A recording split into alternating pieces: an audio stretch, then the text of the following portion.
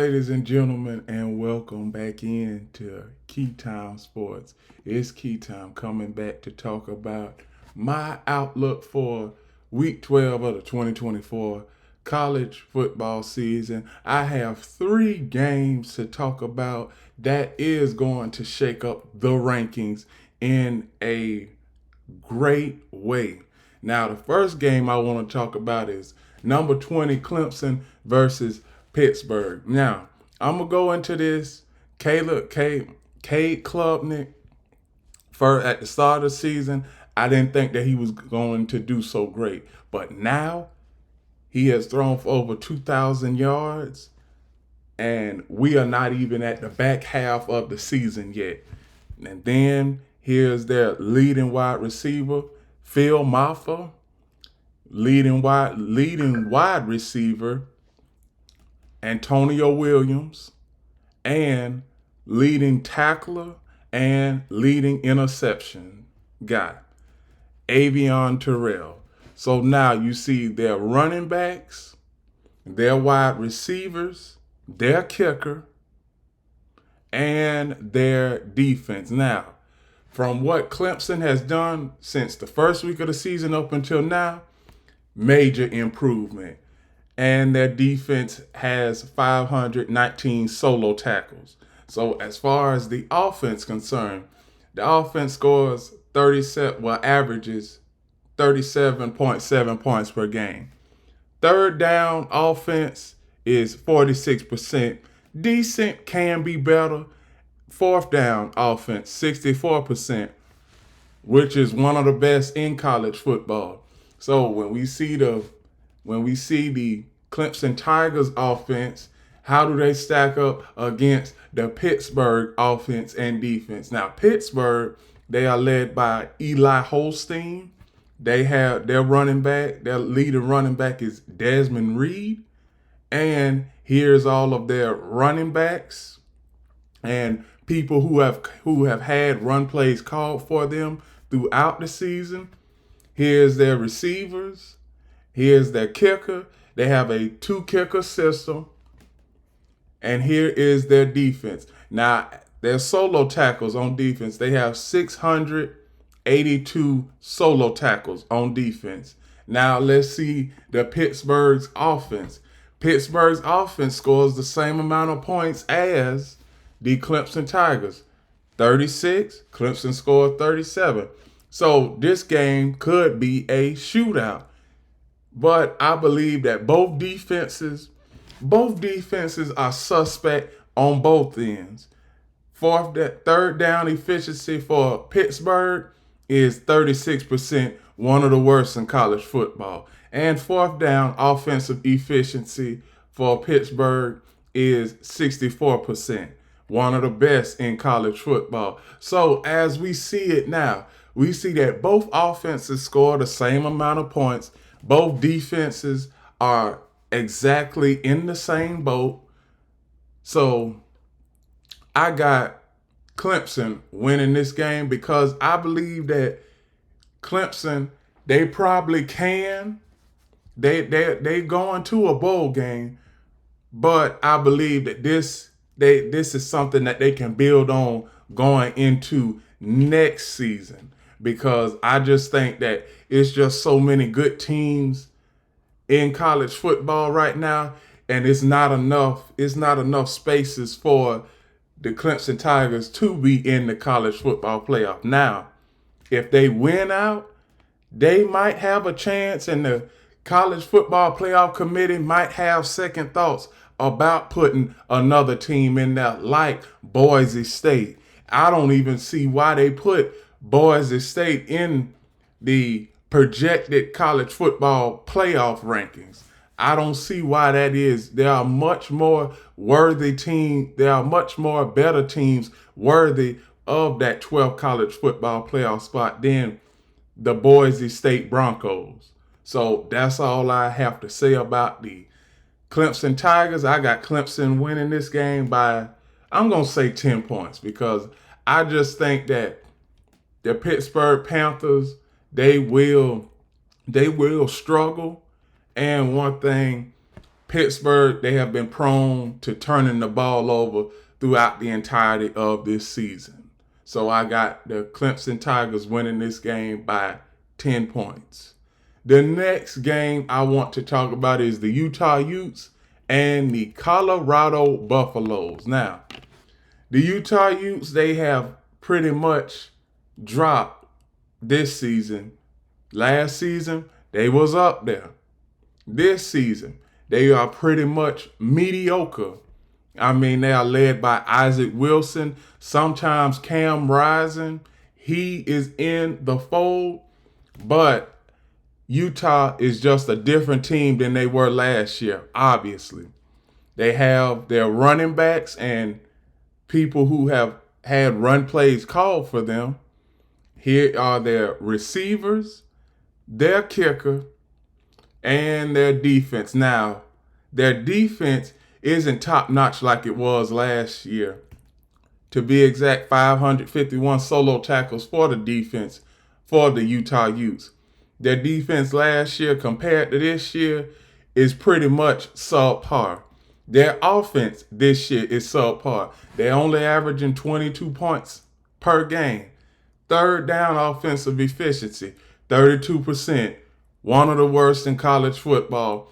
Fourth down efficiency, 44%, which is one of, if not the worst. I'm not going to say it's the worst, but it's decent. It's decent. But when you look at Colorado and you see that well-oiled machine when it comes to the Colorado Buffaloes, we already know that they are led by Shedeur Sanders. Their top wide receiver is Travis Hunter. Their running back is Isaiah Augustave. And also, their leader in interceptions is also Travis Hunter. Now, we see Shedeur Sanders' stats. We see the running backs for the Colorado Buffaloes. We see the wide receivers for the Colorado Buffaloes. Their kicker, which is he is one of the most efficient kickers in all of college football. And the defense. I got to give credit because Colorado's defense has vastly improved from last season to this season. And the offensive line, the offensive line for the Colorado Buffaloes has improved. They haven't given up 50-plus sacks like they did last year. They only have given up 12 sacks, and that is a huge improvement from last year because now they are giving time enough for Shedeur to go to his first, second, third, and fourth reads, and he is able to get the ball out on time. Now, the defense is led by Warren Sapp, so we knew that the defense was going to improve. Speaking of the defense, they have 606 solo tackles as a defense. So, third down defense for Colorado has improved from last year to this year. Offensively, I said that they have improved. Their offense is averaging 32 points per game. Third down offensive efficiency, 42%. Got to work on that. They can. Fourth down offensive efficiency, 40%, which is decent, but they can work on that too. So now, Utah Utes and the Colorado Buffaloes, who I got winning this game, I got the Colorado Buffaloes winning this game. And the Colorado Buffaloes are going to a bowl game because they are 7-2 right now. They are going to the Big 12 championship, which is in Dallas, Texas, and I will be covering that game. So, Colorado, let's go ahead and show them what we do, and let's win over the Utah Utes. The next and last game I am going to cover is the Tennessee Volunteers and the Georgia Bulldogs. Now, the Tennessee Volunteers, they are led by Nico Amiliava. And then the offense has pretty much sputtered throughout the entirety of this season. They have. And but Georgia Georgia's offense has sputtered too. When you look at the Tennessee Volunteers offense, Nico Emiliava, he should have more touchdowns than interceptions. I mean, it's some games. Now I knew it was about maybe 4 or 5 passes in that Alabama game that he missed. 3 of those passes could have went for touchdowns, but he overthrows the guy. And then in the game versus Arkansas that they lost, he missed 2 passes that could have went for touchdowns there. So he should have 14 or 15 touchdown passes on the season. But since he's only got 11, so we know that he's got to work on his deep ball ability a little bit more. So now you see the running backs for the Tennessee Volunteers, the wide receivers for the Tennessee Volunteers, their kicker, they have a 2-kicker system, Max Gilbert and Josh Turbeville. Also, their defense has 594 solo tackles as a defense. So now we get to the Tennessee Volunteers offense. They average 37 points per game. But who have they played? I mean, outside of, let's say, the teams that Tennessee has played, they pretty much played a watered down schedule. I mean, we can go ahead and say that the first 3 weeks you played teams like Austin Peay, UT Chattanooga, UTEP, and then you played Arkansas. That was a surprise to everybody that they was able to beat Tennessee the way they did. Now back to their offensive statistics. Third down offensive efficiency, 44%, which is decent. Fourth down offensive efficiency, 69%, which is one of the best in college football. Now we see the Tennessee Volunteers offense. Now let's go over to the Georgia Bulldogs offense and defense. We know that they are led by Carson Beck. Carson Beck, he has had an up and down season, 17 touchdowns to 12 interceptions. He's been sacked 14 times. And here are the Georgia Bulldog running backs led by Trevor Etienne. Here's the wide receivers for the Georgia Bulldogs. Here's the kicker, he is also one of the most efficient kickers in college football. And here is the Georgia Bulldogs defense. Now, Georgia Bulldogs defense have been slipping lately.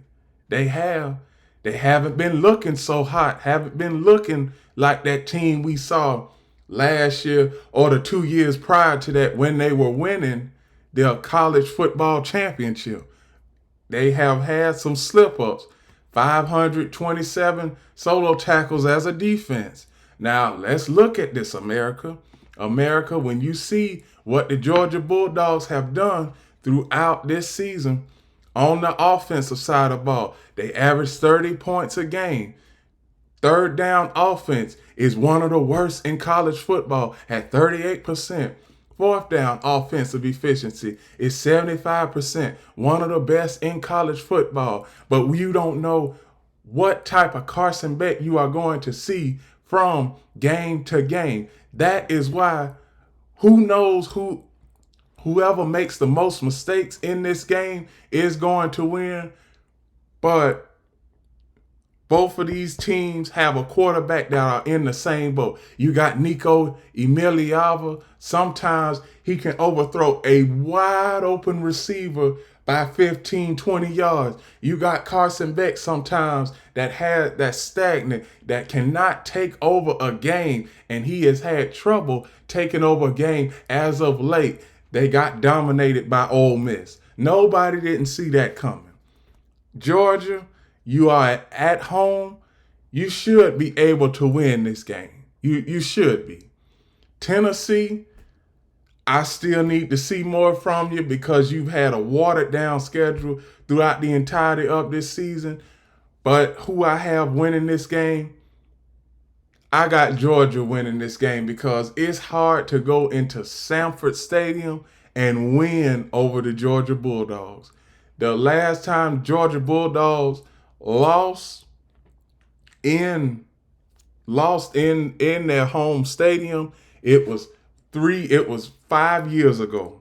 It was 5 years ago by the Tennessee Volunteers. Let me tell you, by the Tennessee Volunteers. Excuse me, no, that was 8 years ago where they lost to the Tennessee Volunteers on a Hail Mary. So stranger things have happened in this rivalry. But do I see Tennessee winning this game off of a Hail Mary tomorrow night? I don't think so. I think that Georgia, they will come back to their senses. The defense will have a good game. The offense led by Carson Beck will have a good game. And Georgia is going to win this game by 2 touchdowns. So with that, those are my predictions and outlooks for week 12 of the 2024 college football season. Please like, comment, share, subscribe, click the notification bell to get notified of all of my reaction videos, shows, and other content. Also follow Key City Sports on TikTok. And remember one last thing, the key is always on time.